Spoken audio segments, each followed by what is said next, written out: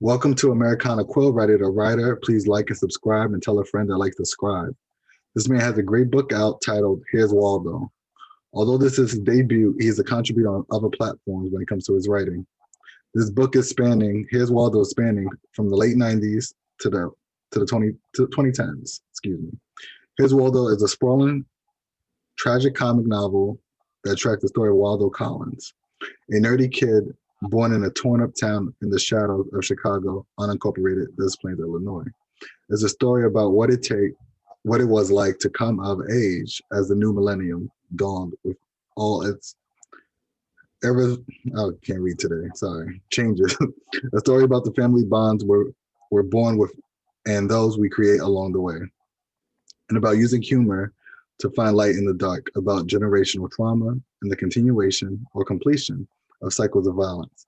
It's here we follow Waldo from age 8 to 24 as he figures out his place in the world, leaves his hometown to become a writer, and ultimately comes back to face everything and everyone he left behind.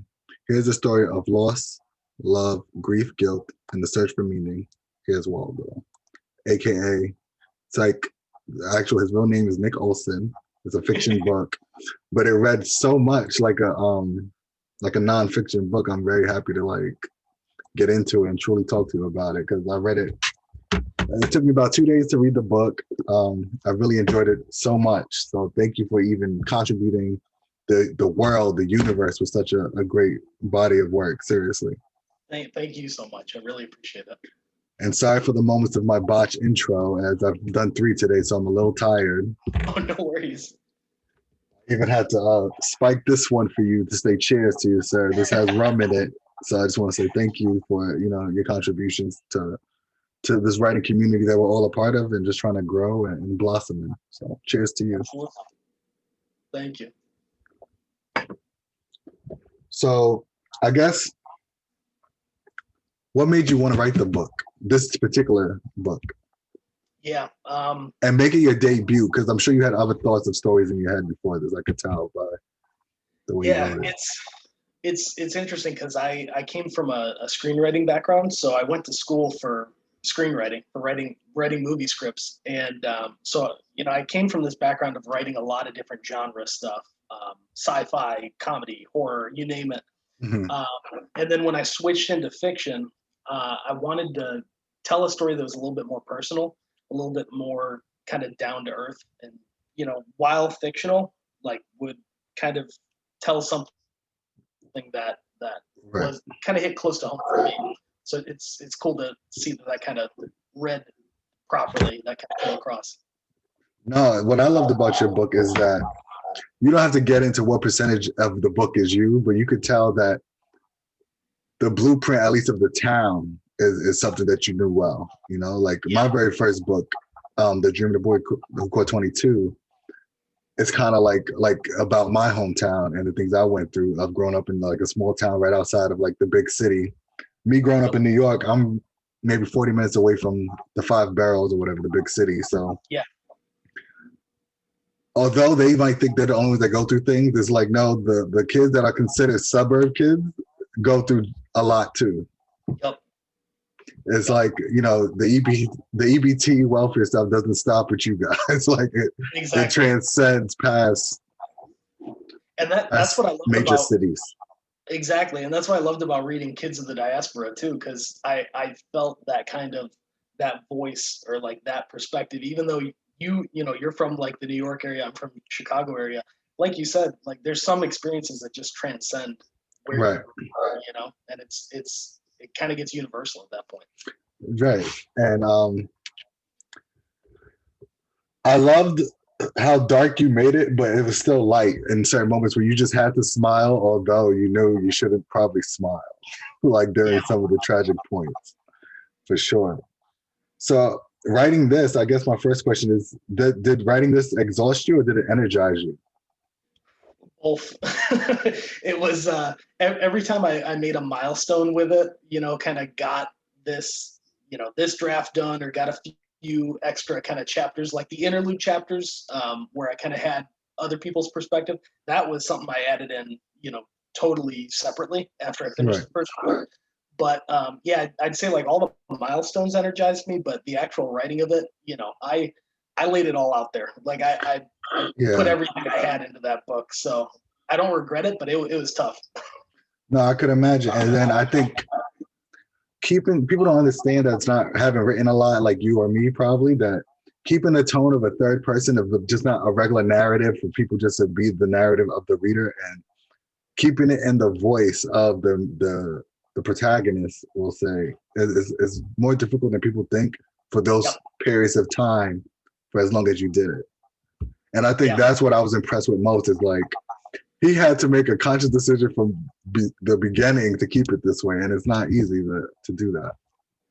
Thank you. Yeah, it was a fun challenge to kind of tackle some of those eras how I remembered them, but then kind of, even though this character is based on me, to still kind of shift it a little bit, and just kind of write about the 90s that I remembered, or the 2000s that I remembered.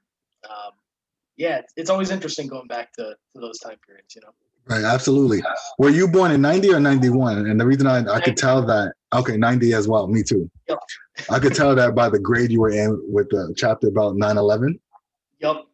So that's when I knew, all right, he's either a year older or we're both the same age and went through it the same way, kind of going through school. I'm just like, yeah, my parents didn't pick me up that day. All like everyone else's kid thought something, because you're about to see his tower. So I'm sure some kids got taken out of school with parents frantic and panicking. Yep. Yeah, same here. Well, because the towers actually went down, but that's not here nor there. So, how can I say this? So I read the book and there's like so many thoughts coming in my head.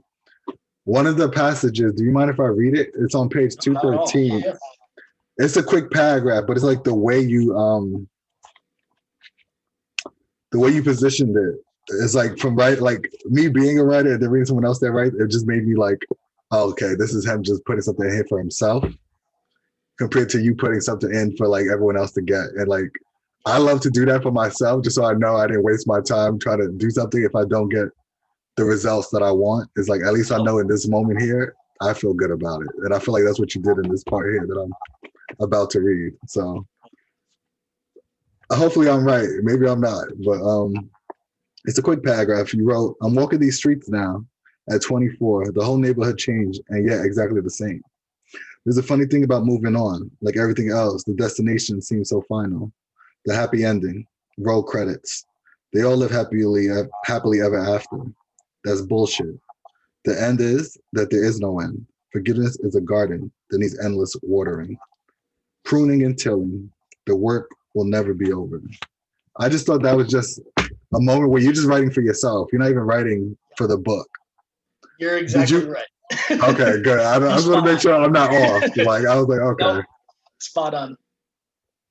And that's when I knew it's like, okay, he's, as much as he loves writing, he's probably frustrated with writing as me, and just moments of growing up, of just putting your head against the wall, trying to figure out how to blossom in this space of doing it pretty much independent. Yep. Yeah, it's no, that's exactly it. It's kind of that combination of kind of blossom where you are, where you're planted, but also, kind of where I grew up combined with, what I was going through while I was actually writing it. It was kind of both of those things of like grappling with a lot of this heavier stuff, and then of course just being able to shift that onto the character and whatever. No, absolutely. I just thought it was genius that you did that, because I noticed I do that sometimes, and a lot of writers stay away from doing that, I think. And I don't know if it's a conscious thing or it's like, I know what you did was intentional, and that's what made me know, oh, you're a good writer, because you're making them feel like it's part of their story, it's part of this story. But it's like, that's something for you to hold on to. No, it's not easy to pull off, but when you did it, I was like, that's for you. That's not for nobody else. Even if they don't catch it, I knew that was for you, and I was like, that's beautiful. Thank you. I'm sorry if I'm embarrassing you by like just pointing those things. I really appreciate it. No, I really appreciate it, and it's cool because nobody else has picked up on that yet. So that was cool. Yeah, I think it's just some things when when you really focus on the craft to the point where you're disgusted at times, you pick up on those things, and it's beautiful to see it. And I'm now transitioning a little bit more into screenplays and stuff, but it's like I could see why you went right to fiction if you got frustrated with screenplays, because like you need a budget, you need a team, you gotta have an agent to like even get you in the right rooms with a screenplay. Where writing a book, you kind of have there's a possibility you could do it all by yourself. Yep. Yeah, so I still love screenwriting, and like I feel like I always will.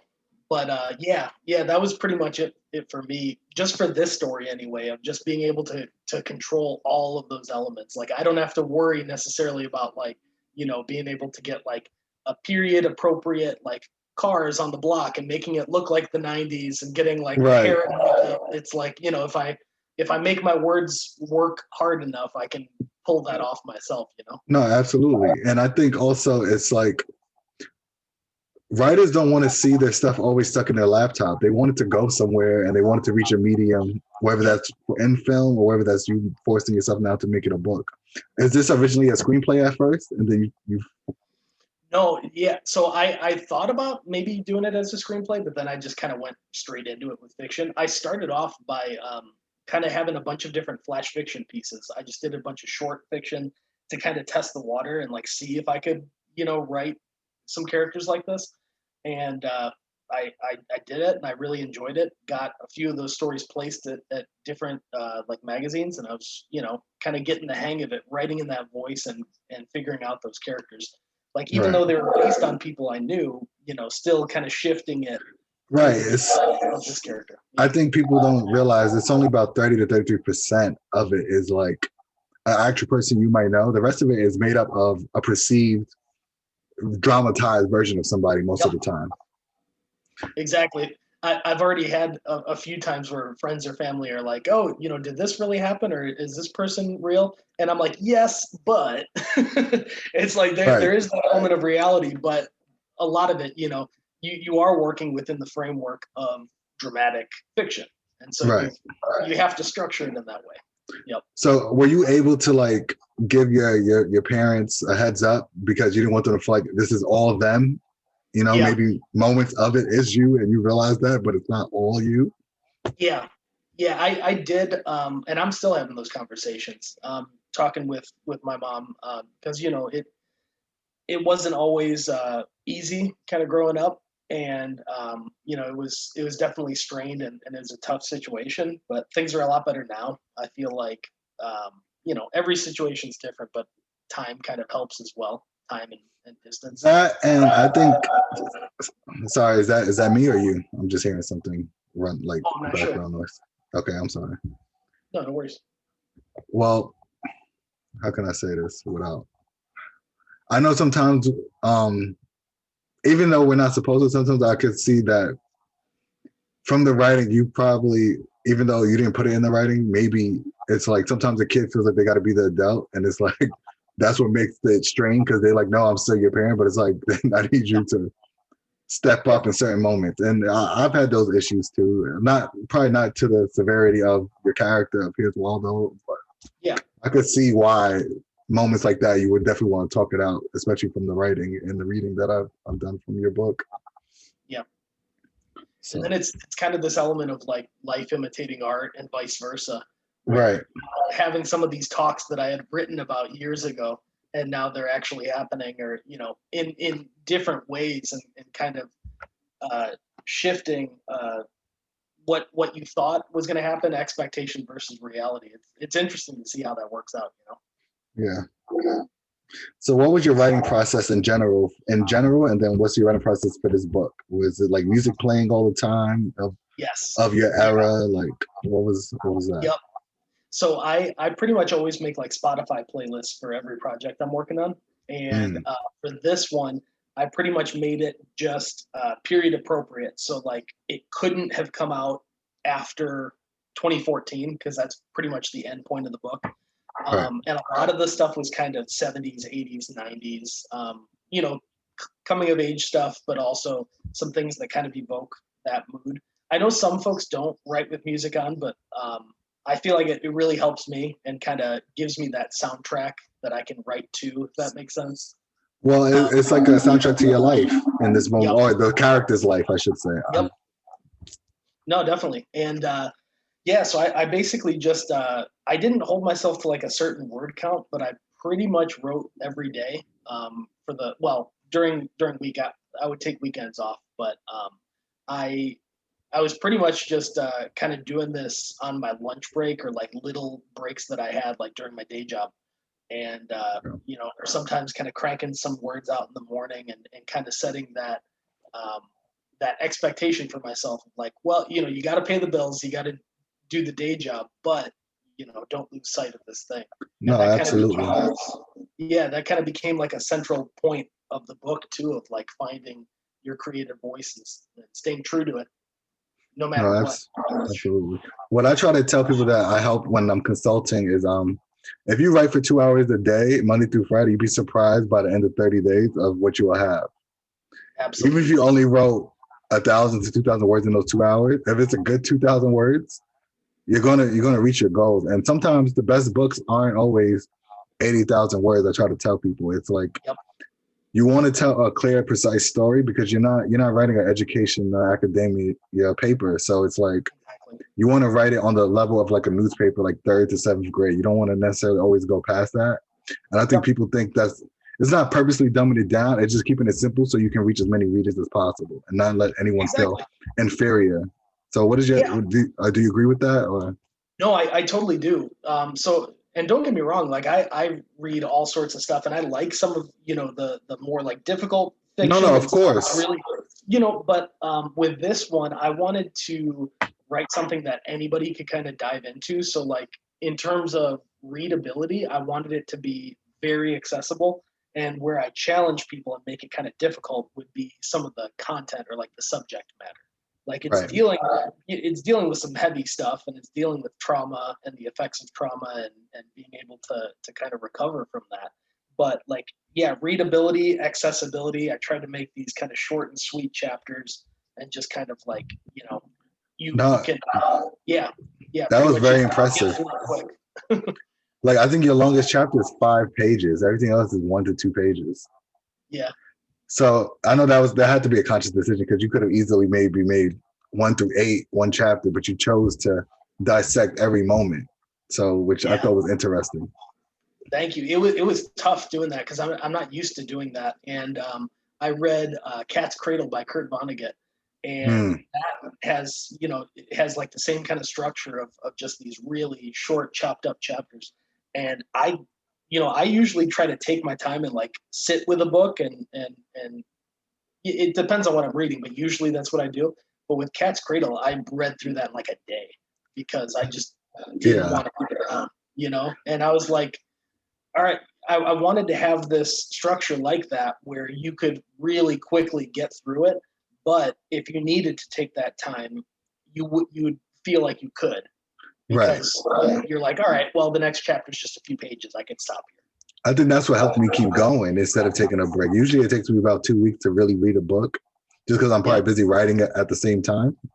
same. Yeah, But this really just took maybe, if I'm doing all hours, maybe 24 hours out of oh like wow, 2 or 3 days, like 8 hours a day, like just because I was like taking a break from writing and just like focusing on trying to build up this platform of a podcast. So I was able just to do this because I wanted to get this interview for sure. yeah, So like I just found it to be a very fluid, like easy read. Like I'm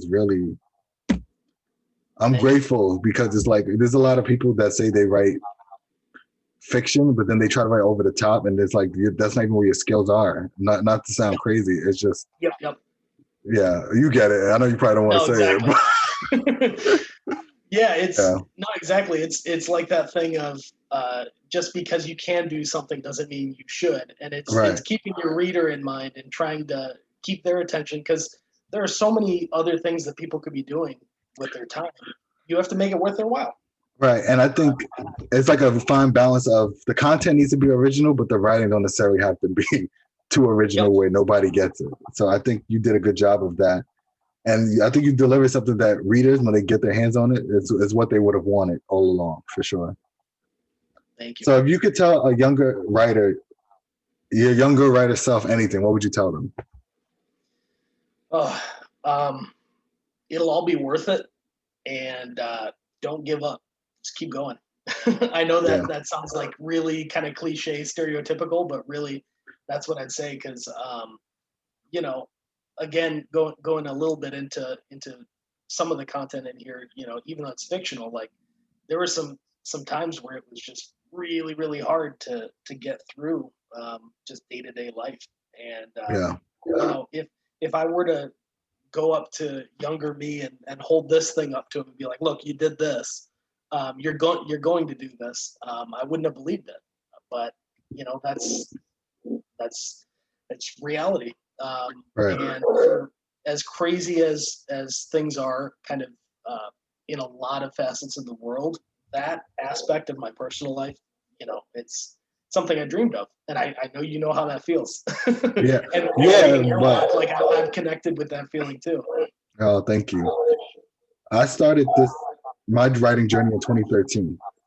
So it was more of I didn't go to school for it neither. I actually went to school Yeah, for business and a minor in sociology. So for me to find out that I should write was like I read the Paulo Coelho's The Alchemist, and yes, translated in such a simplistic way. I was like, although it's translated, they wrote it in such a simple way, and yep. everyone loves it so much. It's like I think I could write, and that's when I just took my time and figured out kind of like a flow for me. So first, I released my first book in 2014, and then I just never stopped. I just try to stay consistent. So So cool. yeah, And I love that book too. That's really cool that you really connected to that because I think around that same time when I was still trying to kind of build myself up, that's around the time that I read it as well. Yeah, and it really had that yeah. kind of an impact. Yeah, just a great book. So yeah, I think I was 23 when I read it. So 2013. So yeah, That's cool. and then my other favorite book that made me feel like I could write because it was written so simple, but it was such a heartwarming story of Tuesday with Morrie by Mitch Albom. Yes, yes, that's another So great one. Yep, I want to reread that. It's been a while. yeah, those were the two books that made me say I think I could do it if I really, took the time to like understand what's my strengths and what I would need to Yep. work on for sure. So what's the two latest book that you've read of recent? Fiction and nonfiction, if you have one of each. Yeah, I'm reading a couple right now. Both writers that I kind of talk with and follow on Twitter. Itsuki by Zach McDonald. Okay. He's another indie author. He also Atmosphere Press actually, and it's really good. Kind of I'm kind of calling it like a quiet apocalypse. Like it's this book that shifts between a future apocalyptic event and this character kind of surviving in this natural environment that's kind of overgrown everything. And then it cuts back to years in the past when he was just living a normal life before all of this happened. And Yeah. it's really, really good. And then I'm reading the debut collection of flash fiction stories by Tara Isabel Zambrano. It's Death, Desire, and Other Destinations. And hope I got that right. Very, very good. Yeah. She's just a phenomenal flash fiction writer. So I've been really digging. If you don't mind sending me the links, and if you talk to them, if they want to Yeah, do the podcast one day, I'll be happy to sit down with them if they're interested. for sure.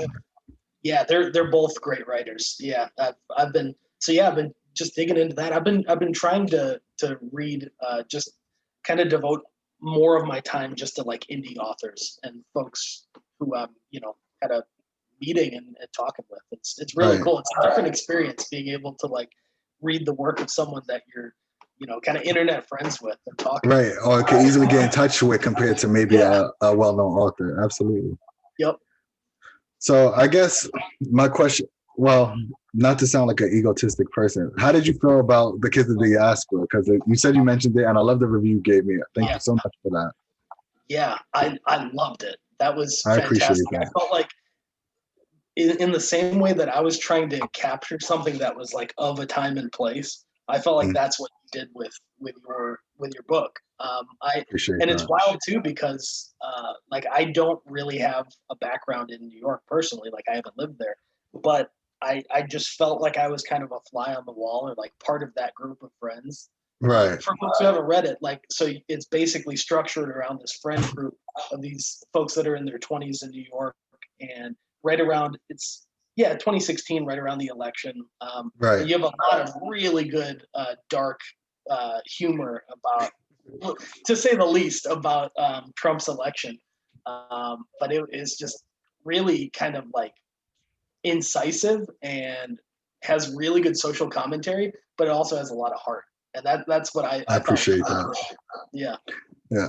Interestingly enough, that was a screen, like, I wanted that to be like a big television series. And I wrote that in like 2015, but it was like, yeah. But I was like, I don't have the resources to even do that. So, and I don't want it to sit in my laptop. Yeah. So I was like, let me just put it out and just like continue a series of the books. So I'm actually releasing part 2 of that next year. I was gonna say, because I think I even in my review of it, I said like I want to see more of these characters. Like I want an ongoing thing. So I definitely read. And I purposely made it only 100 to 130 pages just because it's like, I want it to be a quick read. I don't want it to be something you have to sit with, but it's like it's so much darkness and like, but humor that hopefully they catch something from it, whoever the race is that reads it. And exactly, that's what I loved about it too, is that you like dove into something where you were like steeping it in hundreds of years of history and going into like the like institutionalized racism and the structure of it and how it works on like this macro level, but then you're really zooming into like this friend group to see how it affects each of them on an individual basis. Which that was great. Like I appreciate that. Yeah, that kind of I don't know, just me knowing that I wish that was like a medium of film and me not being able to accomplish it, and then like having to re-engineer myself to make it into a book. Maybe actually do that for a few new books that I'll have coming out in 2021. So I have 7 books that I'm coming out with next year. How many books do you think you have slated for next year or in the near future? Definitely. I've got one that I'm working on now that it should be done within the next few months, and then I'm gonna try to kind of get it out there. I would think around 2021, but it's kind of like auto fiction of dealing with some of the making of Here's Waldo, funny enough, but kind of in a different way.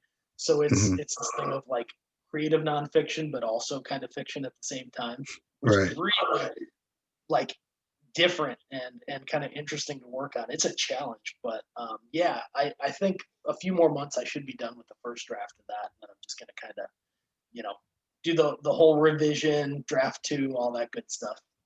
Right. No, absolutely. Together until the 2nd, 3rd, 4th, 5th draft. I got a few more questions, obviously. Sorry. I'm just trying to make sure my computer doesn't die out on me. Let's see. Do you have any more questions for me too? I love the way it's flowing right now.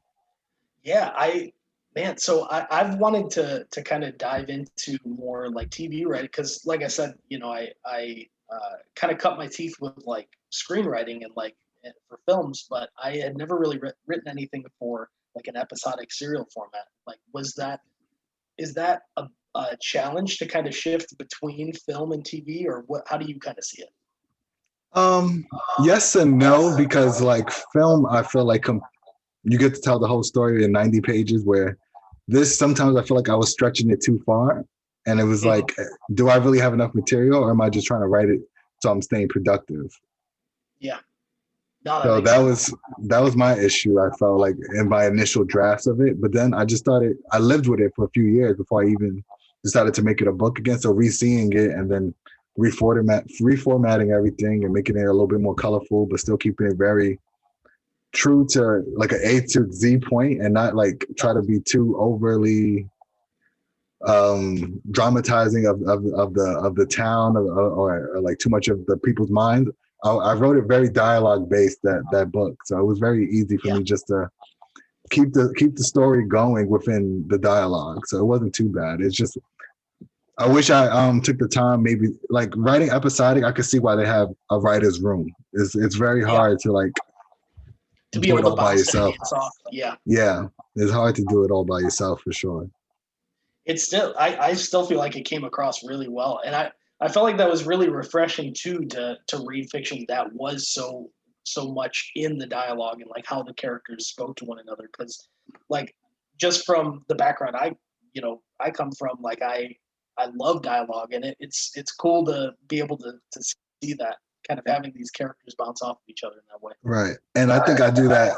I guess that's one of the things I do often. So therefore, that's when I realized maybe I can just learn the formatting of screenwriting. And then that's what helped me is like, I think if you know how to write a fiction novel or any novel, it's much easier to transform your mind to do screenwriting than screenwriting into writing a book. I feel like that's a much harder transition compared to the other way around.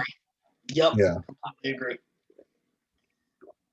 So that's basically how that became about. Is this? I knew I couldn't get it out of my computer. Not the way I envisioned it, but it's like the one way I can have it out in the world is through the medium I've known for a while, which is publishing the book.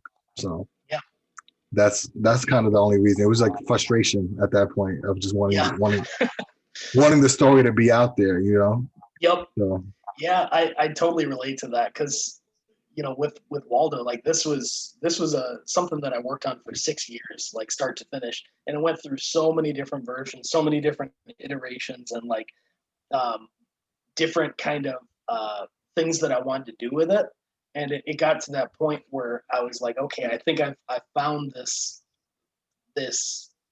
way of releasing it that like everything just kind of makes sense, and it finally like, it was coming out the way I wanted it to. And that's all you can do. You always want your debut book at least to do that. Every other book you can live with if you don't hit all the marks you thought. But your very first book, you want at least the energy of it for everyone to always fall in love with it, no matter what else is going on. So yep. I think you definitely accomplished that. So now you could just do your normal 3 or 4 drafts and keep it moving. I don't think you'll ever have to wait 6 years again. Yeah, I don't want to repeat that process for sure. Yeah, I could imagine. And that's what I think a lot of new writers do. It's like they live with it into the point where it's like they don't even want it out there no more. And I think you can't be that critical on yourself. You got to be okay with releasing your art and just knowing you did your best sometimes. Yep. I think especially if you want to do it for a living. If you don't want to do it for a living, I can understand you holding on to it. But like, no, exactly. And I don't remember where I saw it online somewhere. Someone was making the point, like, if you're really kind of like frustrated with your writing, or you think like it's boring or it's not interesting, or like you see the twist coming, it's like, well, yeah, you wrote it and you've read this over and over and over again. Someone who's reading this for the first time isn't going to have that perspective. It's going to be fresh for them. So yeah, exactly what you said. Like there comes that point where it's obviously a good thing to have that critical eye and to be able to see when something's working, when it's not, and be able to fix it. But exactly what you said, you have to be able to turn that off and know when it's actually appropriate to just be like, nope, this works. Let's move on. Right. And is that part of the reason why it took 6 years, or is more of you just wanted to make sure you figured out the tone? Because you chose a particular tone, which isn't, most writers wouldn't recommend the way you did it, because it's just going to take a long time of trying to stick into that third person of being the protagonist and not from a bird's eye view of the reader. Exactly. No, it was hard. It was partially that, and partially just kind of living and growing myself. So like, it goes without saying, but like the first draft of Here's Waldo, because I have it like buried away somewhere. If I compare that to like the actual book, there's no comparison. Because when I started it, I hadn't had like gotten anything out there really, and I was very much like just kind of learning on the go and just learning on the job. And 6 years later, I feel like I really had a full understanding of this world, this character, everything about it, top to bottom. So that's when all the rewrites came in. But yeah, I feel like a lot of it was just I had to live that so that I could speak to it authentically, if that makes sense. Yeah, but I think you also built a strong presence though, because in those 6 years, I'm sure you learned marketing tips. I'm sure I feel like you've done more research than the average person that just said, I finished my book, I want to release my book. That was what I did. Yeah. And boy, did it. Although I recouped that particular book, every other time it backfired on some level of not the story, just having a true audience. Yeah. So yeah, I mean, how's that going for you, is of building your audience and your data, so you know who's more likely to buy than not buy? Yeah, it's going well so far. It's again, it's one of those things where I feel like it's a really interesting situation where, you know, I had this debut right as kind of COVID was hitting and really taking hold. So Hmm. it was really when Atmosphere got in touch with me and like hashed out all the details and signed, it was very much just kind of like a leap of faith and just trusting that this would be able to work out. And I think one of the things that helped was that it was already structured around very much like that indie structure of just kind of you know print on demand and just having things like done as as people buy copies. And yeah, I feel like that just kind of worked out because the traditional structure, like we were seeing all these stores closing, of course, bookstores closing, and so pretty much even stuff like this, like being able to do podcast interviews here, or like I did like a virtual Zoom book launch. Like that actually worked to my advantage too, because that would have it would have been I was able to connect with a bunch of people who I might not necessarily have been able to meet otherwise. Right. Absolutely. That's true. Yeah, it's just that aspect of like the internet bringing people together, that you especially need to take advantage of that with indie writing, indie authoring. Oh, absolutely. So, what atmosphere? What is it like like half and half of like traditional publishing mixed with indie, or is it like they're like the distributor for you to go Yeah, global? they're like an indie press based out of Austin, Texas, and Okay. yeah, so I basically just kind of did that through them. That was in May that we signed. So then a lot of it was just kind of going through just the editorial process and all that stuff. Um, and it was wild too because I again, you go into it where like you think that you just have this idea of the book and you know exactly what it is, and it's kind of set in stone. And then working with like editorial and stuff like that, and realizing that it was kind of coming together in just talking with them and being able to rehash it even more and just kind of like further develop it. It helped a lot in just kind of developing that book. Did you find that process? I don't know why that sounded like that. I'm sorry. Did you find that process more expensive than just you doing it all the way yourself, or was it like a happy medium with atmosphere as far as? Yeah, I mean it's tough to say since I'm like brand new to it, I guess. But Right. yeah, um, I don't know. It seemed like it was a good process. I definitely felt like I got everything I wanted out of it. Okay. Um, Good. yeah, and yeah, I mean we'll see kind of what the future holds with like future releases and stuff like that. But Right. so far it's been a really cool experience having this out for almost a month now. Just kind of still riding that wave of oh, this book is actually out in the world. Right. So how do you feel though now that it's really out there? You're getting people's feedback. Is it a joyous one? Is it like, does it make you want to write again right away, or are you just Yes, basking in the moment? I'm trying to just kind of sit and enjoy it a little bit because I put it was just a constant grind and like constantly working on this thing Yeah. and just even if I had to put it away for a little bit, like I always came back to it with just even more focus. So like to be done with it and done, I'm trying to just kind of enjoy it a little bit and take that time to myself. But yeah, it definitely kind of fueled that energy of like I need to keep going, need to be working on another project. And it's cool because I've been hearing from folks who are already like, you know, like sharing their kind of like perspective on it, and then wanting to read more. And so I'm like, perfect. I'm working on something now. You Yeah. know? Do you have a working title for your next work, or are you allowed to Yeah, share or not yet? yeah. So it's the brother we share, and Mm, so basically, I'm kind of taking this perspective where I'm having my real life like younger brothers, and my friends who kind of became brothers. And so it's a perspective story on from their perspective, actually. With it deals with a lot of stuff like mental health and trauma, like I kind of already dealt with in this book, but again, kind of taking it from a more realistic perspective with this book as like the backdrop of it. But I'm really telling kind of the real backstory. Peeling more layers back. Yeah. Yep. It's really interesting. But yeah, like I said, it's tricky and tough, but I feel like there is that benefit of I'm writing 100% real people, you know? So it's like, it's a challenge where you feel really motivated, like I need to get this person right. But at the same time, you already know the person. So you kind of know, you know how they talk, you know how they act.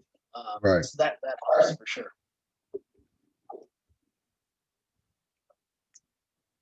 What was the hardest chapter for you to write in the book? Ooh, that's a good one. There were a few. I think a lot of them towards the end. They were. It's weird, but they were really fulfilling.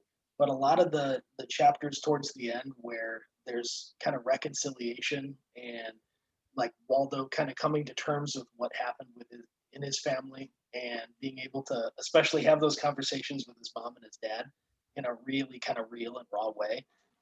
Like I said, that was really fulfilling to be able to write that, but that was emotionally tough because like I tell people that like, you know, in the same way that there's like method acting, I don't know if this is a thing, but I kind of do method writing. Like I try to just kind of get into that headspace as much as I can while I'm writing something. Right. And so I did that with everything in this book. So it was tough to tap into that emotion sometimes, but again, like I feel like it was really rewarding because going back to something I heard years ago of no tears in the writer, no tears in the reader, no laughter in the writer, no laughter in the reader. So it's like I feel like if I'm not feeling it on that deep level, I'm not sure the reader is. So I need to keep going, push harder, you know. No, I totally understand that. So do you believe in writer's block? Like the whole theory of writer's block or no? I think, you know, that it definitely happens. And I think that there are times when, you know, like I even had it with Waldo where I had to put it aside for, you know, certain periods of time. But I feel like it can usually be, I can only speak from my perspective, but I'd say for me with Waldo, it usually was either because of an issue with like the plot or content that was tough for me to write about that I needed to take a step back and maybe structure it out a little bit more or like kind of give myself time to process it and then jump back in. Or it was like a personal block, like kind of similar of just, you know, going through some hard times and I need to deal with that, process that, and then jump back into it. I think it happens, but yeah, that was just kind of my perspective on it. No, that makes sense. I don't know if I've ever truly had so much. Sorry. I don't know if I truly had so much writer's block and feeling like today's a shitty day to write because I'm just not on point. So therefore I'm putting it down rather than me not being able to type anything out at all, if that makes sense. No, yeah, I'm 100% there. Like I'll write something. There's no guarantee I'll like it, but I'll write something. I'll put something down. Yep. No, absolutely. I think this was a great interview. I don't even know if I have any more questions really.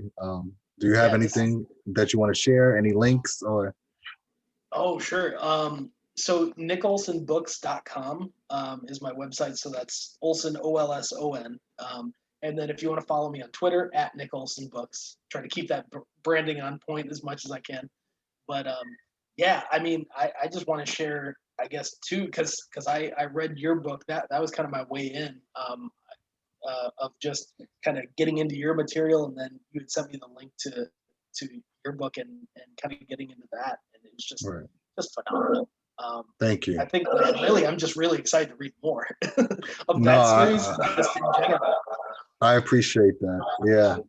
So I guess let me just tell you. Yeah. So the second book of the Kids of the Diaspora is called Kids of the Diaspora, the Black Kid Manifesto. So it's basically him getting the book deal and then him kind of going through the process of what happens with his day-to-day life for the next 7 or 8 weeks of that time period. Cool. Um, I like that. then I have a romantic comedy that was a script that I had to turn into a book because I just felt like I want the story to be out there. It's called The Love in Central Park. So it's a very funny, witty kind of book. Yeah.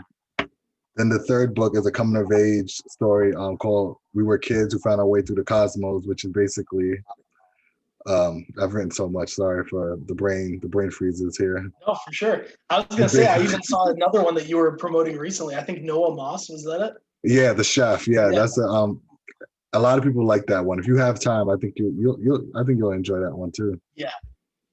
So We Were Kids Who Found Their Way Through the Cosmos is basically just a good coming of age story about a boy loses girl, boy finds girl again. They try to figure it out, but it's like it's a heartwarming, quick, good story though with some good moral compasses for sure. Stuff, so yeah. And then the next one that I think you'll be interested in if you are into like civil rights history is I don't know if you ever heard of the civil rights leader Medgar Evers. He was big for the NAACP in Mississippi. Yep. So I'm writing from the point that if he never got assassinated and lived out his full life and went to law school at Howard, and then that becomes like the family trait of being a lawyer, and his great grandson is now going through like his battles of being a lawyer, kind of coloring outside of the line to like get the truth and justice for some things that has happened to him. So yeah, so I'm releasing 4 out of the 8 books of that series all next year. So I'm kind of doing like the Netflix approach with that, is like releasing it all in the same month, and like just because I want to take binge or take their time with it as much as they want. That's and cool. for me, it's more of I want to take 2 years off of like releasing books and just take the time of promoting and finding out what's my true fan base, so I can then figure out from there what to write. Like a really good plan. Yeah, so that's kind of my thought process on the end of this year in 2021. It's like I put 10,000 hours in writing. Now let me put 10,000 hours into marketing and building up other platforms where it's not me asking you guys for money, but it's more of you guys getting free content. And if you like, here's the link to purchase my catalog. So 100%, because it's a totally different beast. Yeah. Yeah. As I'm quickly finding out, the author side of things is very different from the writer side of things. Yeah.